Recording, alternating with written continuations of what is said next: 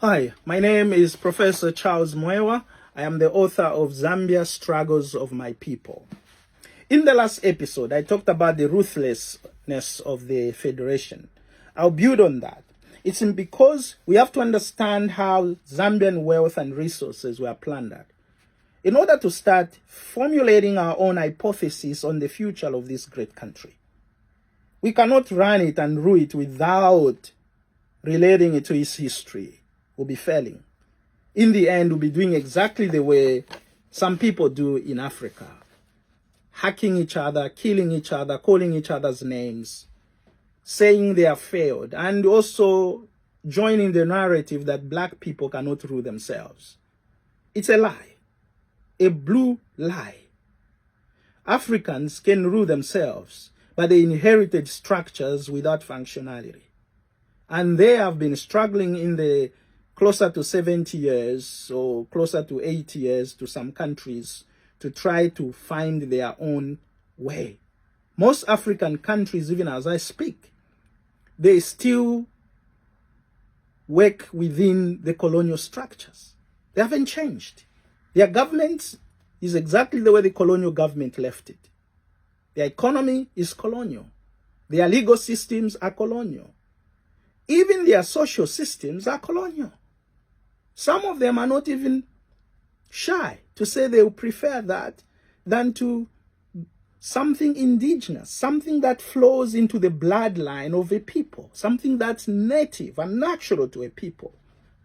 Any theory that has been coined from great thinkers from Greece to great thinkers in Egypt, in the Mayan Empire, always point to the fact that when a people tilt towards their natural instincts, they do and fare better than if they coax themselves with a foreign instinct and then try to do. They always land to be second. They never become first.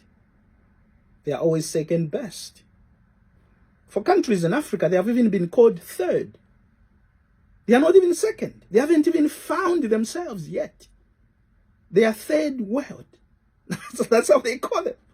Third world countries, not even second world countries. No. Far away from first. Because everything they do and tend to idealize and even celebrate is foreign to them. And it's true. Foreign is always a very expensive term. It's costly. Now, let's build on what we planned. The plundering of Zambia in earnest was the work of the Federation, which has become a panacea to the formation of an authentic economic system in Africa.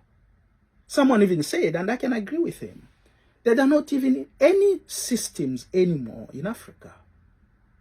Even the system that was being developed in the colonial state in Zambia, for example, is winding away. And the sad state of affairs is that current leaders don't even have the capacity and even the propensity to enact a new system that the future can follow.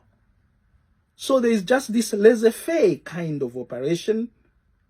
Pragmatism has taken on a new twist in Africa and in Zambia.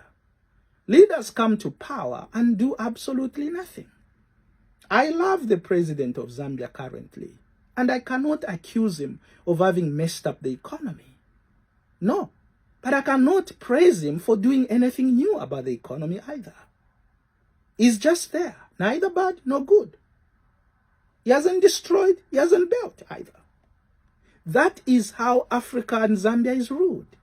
By men that simply go into the annals of history as president and they are buried at a dignified hill. That's all. It's the title they want.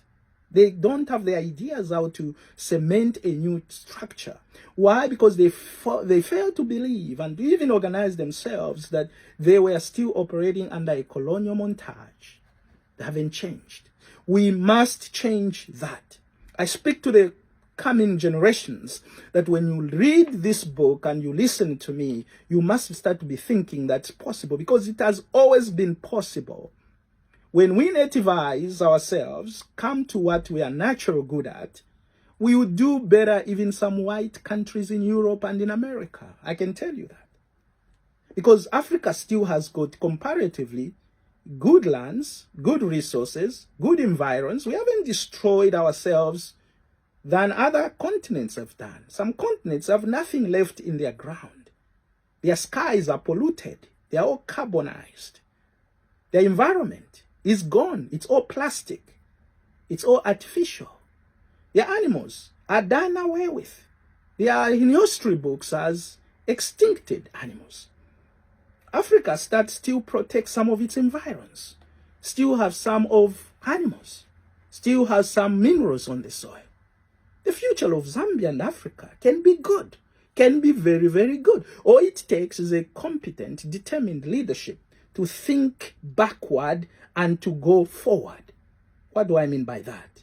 To think like Africans and then to participate in global affairs like citizens of the world and promote ourselves as a land that can innovate from its own resources. You talk about technology. You'll see when I discuss technology nations. Technology is a blessing to Africa. We can buy it. We can use it. We can make some people individual rich like Elon and others who have benefited tremendously from technology and become even richer than some nations in Africa. But at the end, we can build infrastructure that make nations eternal, live with prosperity and a sense of humanity. So the Federation destroyed even that small aspect of human leadership. That is one of the worst part of the Federation, is that it did not want to identify even a single African of note to participate in its own governance of their own affairs. They were simply boys and girls that needed to follow the dictates of the federates. We'll build on this next time and see how the Federation was building itself to fail, although it thought it would last forever. Thank you.